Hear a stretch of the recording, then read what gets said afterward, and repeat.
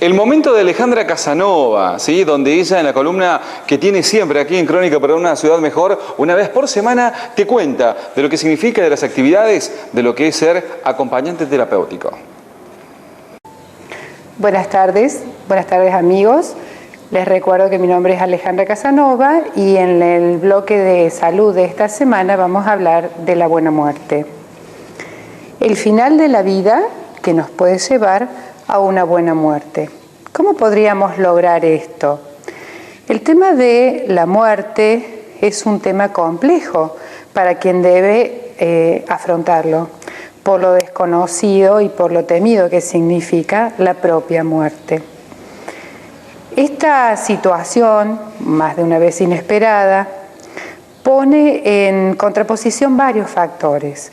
¿De cuáles factores estamos hablando? De los del paciente, de los de la familia y de los terapeutas que están a cargo de él. En este caso sería el acompañante terapéutico. ¿Cuáles serían esos factores que influyen en la situación del paciente y de la familia? ¿Cómo atraviesa cada uno de nosotros los duelos? ¿Cómo aceptamos las pérdidas? ¿Y cómo rearmamos nuestra propia historia después de una pérdida?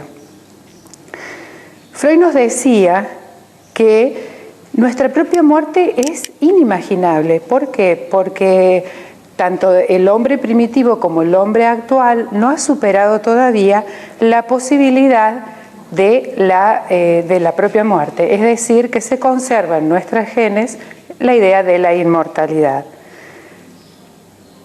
Esto nos lleva a ¿qué? A pensar que la muerte viene siendo una condición no necesaria, sino fortuita, asociada a un accidente, asociada a una enfermedad, no a la terminación de nuestro ciclo en este paso por nuestro mundo.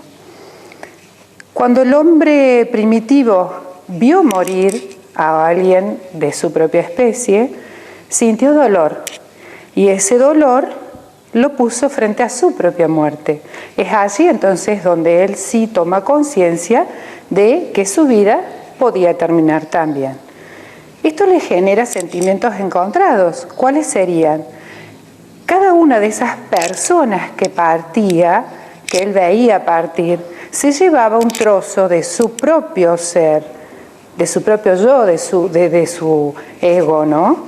Y también esa partida era de alguien diferente a él, de alguien desconocido. Por lo tanto, le generaba una suerte de gratitud ante la partida de esa persona o esa parte de sí que le era extraña. Esto se denomina la ley de la ambivalencia de los sentimientos. Esto nos provoca culpa y también temor. El hombre niega la muerte como irreal y la reconoce como la posibilidad del término de la vida. Esa es la ley de la ambivalencia de los sentimientos. Luego de mucho evolucionar de la ciencia y del hombre, aparece una ciencia nueva que en realidad es una disciplina que se llama la tanatología. La tanatología es una disciplina que incluye a otras tantas que estudia el fenómeno de la muerte tratando de resolver y enfrentar los conflictos del paciente y su familia. Una gran exponente de esta ciencia fue la doctora Elizabeth Ross, que vivió en Europa, fue doctora en medicina y psiquiatra. Ella se encuentra con la realidad de los pacientes en estado de abandono prácticamente. Conoció lo que era el desahucio, los pacientes que ya no tenían posibilidad de recuperarse eran directamente abandonados, ni siquiera como lo conocemos ahora, donde por un lado se trata el dolor, que es lo que conocemos como paliativos, y por el otro lado la contención. Ella se encuentra en la situación de la posguerra con muchos pacientes en este estado y decide tomar como posta la intervención en este tipo de pacientes. Ella considera y nos dice que la muerte hay que enfrentarla. No hay que enfrentarla, hay que recibirla. Entonces, si nosotros podemos lograr el proceso que nos va a llevar a dejar de pelear en contra de una situación natural para poder recibirla de la mejor manera, vamos a poder conocer lo que es el final de la muerte, que simplemente es el hecho de que nuestro cuerpo se apaga y deja de funcionar. Ella también nos dice que el paso de la buena muerte lleva cinco etapas. Primero la negación, que es cuando el paciente dice no puede ser, esto no es cierto, no me está pasando a mí, voy a buscar otra opción, no se lo voy a decir a mis parientes. ¿Qué es el tratamiento adecuado que se aconseja para el acompañamiento terapéutico en esos casos? Darle esperanza, no negarle la realidad, pero sí decirle que aunque su situación es grave, se estará haciendo todo lo posible por ayudarlo. Luego sigue la ira, donde el paciente dice ¿por qué yo? Ese ¿por qué yo? Se sabe que en realidad lo que está queriendo decir es ¿por qué ahora? Porque lo que el paciente necesita en ese momento es asumir que sí, que el diagnóstico es certero y que está frente a una situación irreversible. ¿Qué es lo que se aconseja? Ayudarlo a formular ese interrogante, a que cambie el ¿por qué yo? En ¿por qué ahora? Eso le permite desahogarse y que llegue a la tercera etapa, que es la negación. ¿Cuál es la negación? Es la negociación. ¿Cuál es la negociación? Cuando él dice, está bien, esto es lo que tengo que afrontar, entonces necesito ordenar mi vida, poner mis cosas resolver mis asuntos pendientes.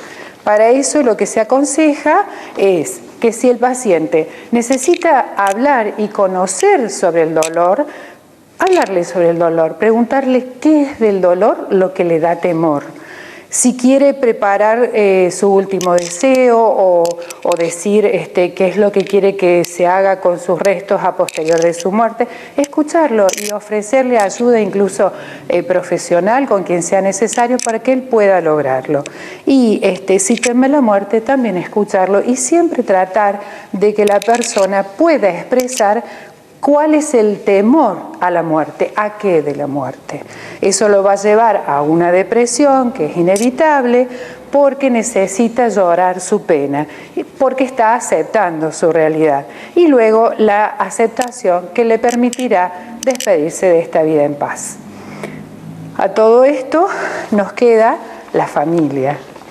Lo que le pasa a la familia es algo diferente, no solo que está haciendo el proceso de la despedida de este ser amado, sino que también se debate con otra culpa, que es la de quedarse a esperar lo inevitable cuando la vida lo está llamando a atender a otros seres vivos, a otros parientes que en ese momento lo están necesitando.